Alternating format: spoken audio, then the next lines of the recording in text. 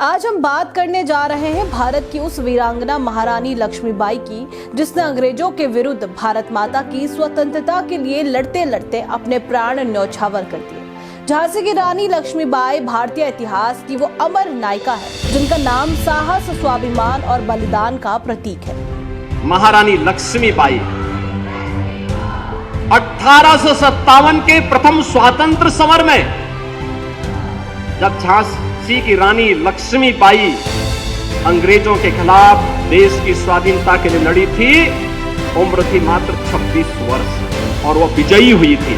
अंग्रेज उन्हें परास्त नहीं कर पाए थे। याद करिए उस वीरांगना को जिसके बारे में कहा गया कि सिंहासन हिल उठे, राजवंशों ने बिगुट तानी थी, बूढ़े भारत में आई फिर से नई जवानी थी, खूब लड़ी मर्दानी वो तो झांसी वाली रानी थी। लक्ष्मीबाई का जन्म वाराणसी में 19 नवंबर 1828 को हुआ था। उनका बचपन का नाम मणिकर्णिका था, लेकिन प्यार से उन्हें मन्नू कहा जाता था। उनकी मां का नाम भागीरथी बाई और पिता का नाम मोरोपंत तांबे था। मोरोपंत एक मराठी थे और मराठा बाजीराव की सेवा में थे। माता भागीरथी बाई एक संस्कृत, बुद्धिमान और धर्मनिष्ठ स्वभाव की थी। जब उनकी मृत्यु हुई तब मन्नू की देखभाल के लिए कोई नहीं था, इसलिए पिता मन्नू को अपने साथ पेशवा बाजीराव द्वितीय के दरबार में ले जाने लगे, जहां चंचल और सुंदर मन्नू को सब लोग प्यार से छबीली कहकर बुलाने लगे।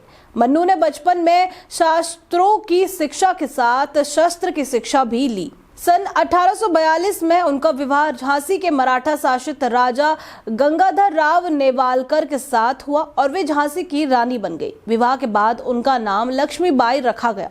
सितंबर 1851 में रानी लक्ष्मीबाई ने एक पुत्र को जन्म दिया, परंतु 4 महीने की उम्र में ही उसकी मृत्यु हो गई। सन 1853 में राजा गंगाधर राव का स्वास्थ्य बहुत बिगड़ गया। उन्हें दत्तक पुत्र लेने की सलाह दी गई। पुत्र गोद लेने के बाद 21 नवंबर 1853 को राजा गंगाधर राव की मृत्यु हो गई। दत्तक पुत्र का नाम दामोदर राव रखा गया।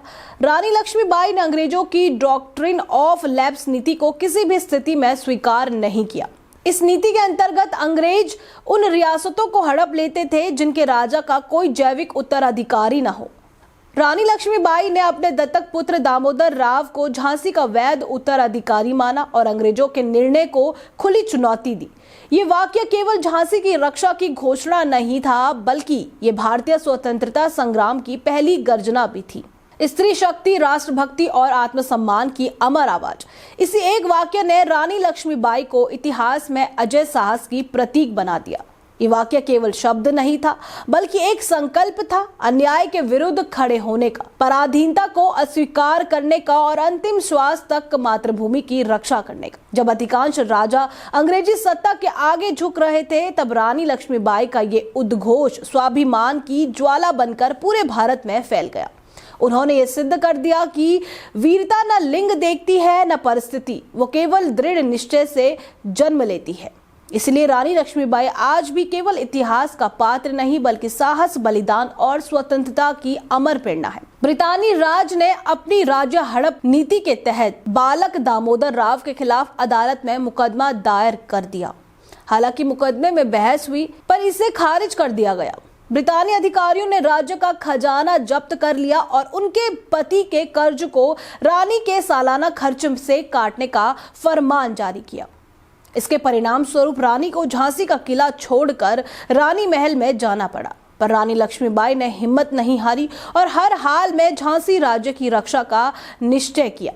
झांसी 1857 में संग्राम का प्रमुख केंद्र बन गया, जहां हिंसा भड़क उठी। रानी लक्ष्मीबाई ने झांसी की सुरक्षा करना शुरू किया और स्वयंसेवक सेना का गठन किया। इस सेना में महिलाओं की भर्ती की गई और उन्हें युद्ध का प्रशिक्षण दिया गया। साधारण जनता ने भी इस संग्राम में सहयोग किया। झलकारी बाई, जो लक्ष्मीबाई की हमशक्ल थी, को रानी ने अपनी सेना में प्रमुख स्थान दिया। 1857 के सितंबर और अक्टूबर में पड़ोसी राज्य ओरछा और दतिया के राजाओं ने झांसी पर आक्रमण किया। रानी ने सफलतापूर्वक इसे विफल कर दिया। 1858 के जनवरी में ब्रिटिश सेना झांसी की ओर बढ़ी और मार्च में शहर को घेर लिया। 2 हफ्तों की लड़ाई के बाद ब्रिटिश सेना ने शहर पर कब्जा कर लिया। पर रानी दामोदर राव के साथ अंग्रेजों से बचकर भाग निकली। रानी झांसी से भागकर कालपी पहुंची और तात्या टोपे से मिली। तात्या टोपे और रानी की संयुक्त सेनाओं ने ग्वालियर के विद्रोही सैनिकों की मदद से ग्वालियर के एक किले पर कब्जा कर लिया। बाजीराव प्रथम के वंशज अली बहादुर द्वितीय ने भी रानी का साथ दिया। रानी ने उन्हें राखी भेजी, इसलिए वो युद्ध में शामिल हुए। मैं अपनी झांसी नहीं दूंगी, यहीं से स्वतंत्रता संग्राम में रानी का तेजस्वी अध्याय आरंभ हुआ। 1857 के प्रथम स्वतंत्रता संग्राम में रानी लक्ष्मीबाई ने झांसी की रक्षा का नेतृत्व किया। उन्होंने स्त्री पुरुष सभी को संगठित कर अंग्रेजी सेना का डटकर सामना किया। जब झांसी पर संकट बढ़ा, वे अपने दत्तक पुत्र दामोदर राव को पीठ पर बांधकर घोड़े पर सवार हुई। 18 जून 1858 को ग्वालियर के पास कोटा की सराय में युद्ध करते हुए वे वीर गति को प्राप्त हुई। अंतिम क्षण तक रानी रणभूमि में अडिग रही, न झुकी न हारी। रानी लक्ष्मीबाई की गाथा केवल साहसिकता की कहानी नहीं, बल्कि स्वतंत्रता, सम्मान और साहस की अमर प्रेरणा और भारत की आत्मा की पुकार है। खूब लड़ी मर्दानी वो तो झांसी वाली रानी थी। ऐसी ही और जानकारी के लिए बने रहिए हमारे साथ।